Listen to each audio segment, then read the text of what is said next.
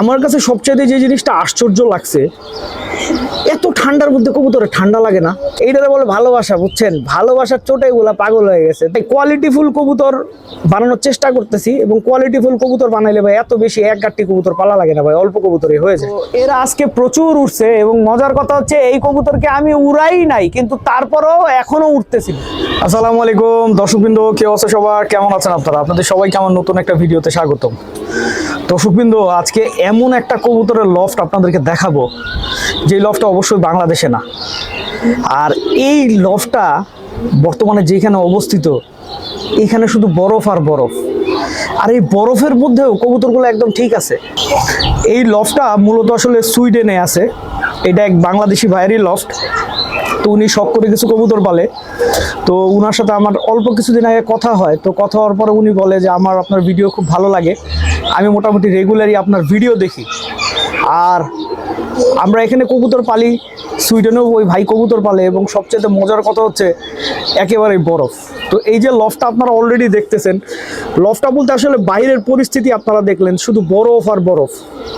আর এই বরফের মধ্যেই আসলে ঘরের বাইরে একটা খাঁচা করে রাখছে, সেই খাঁচার মধ্যে ওনার কবুতরগুলো আছে। আমার কাছে সবচেয়ে যে জিনিসটা আশ্চর্য লাগছে, এত ঠান্ডার মধ্যে কবুতরে ঠান্ডা লাগে না।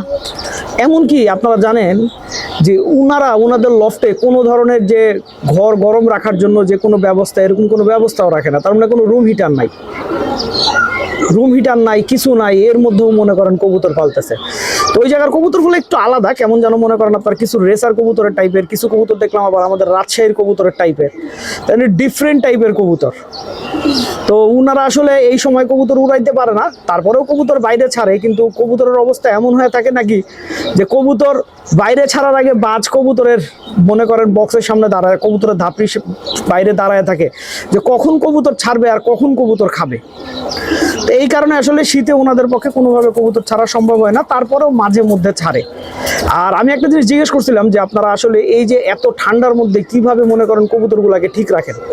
তো উনি বললো কবুতর খুব একটা অসুস্থ হয় না, আর ওনারা কবুতরকে আসলে বিশেষ ধরনের একটা খাবার খাওয়ায়। সেই খাবারটার কথা এখন আমি প্রপারলি জানতে পারি নাই, তবে অবশ্যই যাই না আপনাদেরকে জানাবো। আর আরেকটা কাজ করে, সেটা হচ্ছে কবুতরকে প্রচুর ভিটামিন দেয়, বিভিন্ন ধরনের ভিটামিন দেয় যেন কবুতরের শরীর গরম থাকে। তো বাকি আরও আমার ইচ্ছা আছে এই ভাইয়ের সাথে কথা বলবো, এবং এই ভাইয়ের থেকে জ্ঞান অর্জন করে এটা আসলে আমাদের বাংলাদেশে আমরা যারা আছি তাদের সাথে শেয়ার করব। কারণ অবশ্যই এই বরফের মধ্যে যদি কবুতর সুস্থ রাখতে পারে উনি, আমরা যদি এই ফর্মুলা আসলে ঠিক রাখতে পারি, তাহলে আমরা কেন কবুতর সুস্থ রাখতে পারবো না বলেন? আর ফুডটাও আসলে ওনাদের জানতে হবে। নতুন অভিজ্ঞতা, নতুন কিছু শিখলাম এবং নতুন জ্ঞান হইলো। আর এই ধরনের আসলে আমার ভিডিও যারা দেখেন, যারা মনে করেন বাংলাদেশের বাইরে কবুতর পালতেছেন, আপনারা যদি চান আপনাদের লফটটা আমি দেখাবো, যদি এরকম ইউনিকনেস থাকে অবশ্যই। আর এর মধ্যে আপনাদেরকে মজার একটা জিনিস দেখাই। আজকে আমি আমার মাদি কবুতরগুলো আগে ছাড়ছিলাম, ছাড়ার পর আমার নর কবুতরগুলোর অবস্থা দেখেন, একদম পাগল হয়ে গেছে ভাই। তার মানে এদের কি যে অবস্থা রে ভাই, ডাকা ডাকি মনে করেন। তার মানে এইটারে বলে ভালোবাসা, বুঝছেন? ভালোবাসার চোটে এগুলা পাগল হয়ে গেছে। তো নর আর মাদিতে একসাথে ছাড়তেছি না কিছুদিন যাবত। নর উড়াইয়া নর লক করার পরে মাদি ছাড়ি, আর নয় মাদি উড়াইয়া মাদি লক করার পরে মনে করেন নর ছাড়ি, যে কারণে এগুলো একদম পাগল হয়ে গেছে। তবে খুব শিগগিরই আমার এই সাইডের কবুতর যেহেতু আমি পাল্লা দিব, এগুলারে মনে করেন বাইরে একসাথে ছাইরা উড়াইয়া নিব, উড়াইয়া নিয়েই মনে করেন আপনার পাল্লায় নামাবো। আর আমার এই কবুতরগুলোও পাল্লাতে যাবে। এগুলো আসলে জুনিয়র কবুতর। আমি আসলে যেই কাজটা করি, প্রতি বছর জুনিয়র কবুতর আগে পাল্লা দিই, জুনিয়র কবুতর পরে পাল্লা দিই, সিনিয়র কবুতর আলাদা পাল্লা দিই। আর জুনিয়র কবুতরের সংখ্যাও কম থাকে, সিনিয়র কবুতরের সংখ্যাও কম থাকে, যেন ভাই পাল্লা দিতে কষ্ট না হয়। এক গাঁটটি কবুতর ভাই আমার পক্ষে বাইর করা সম্ভব না, শরীর কুলায় না ভাই। আরেকটা কথা কি ভাই, কোয়ালিটিফুল কবুতর বানানোর চেষ্টা করতেছি, এবং কোয়ালিটিফুল কবুতর বানাইলে ভাই এত বেশি এক গাঁটটি কবুতর পালা লাগে না ভাই, অল্প কবুতরই হয়ে যায়।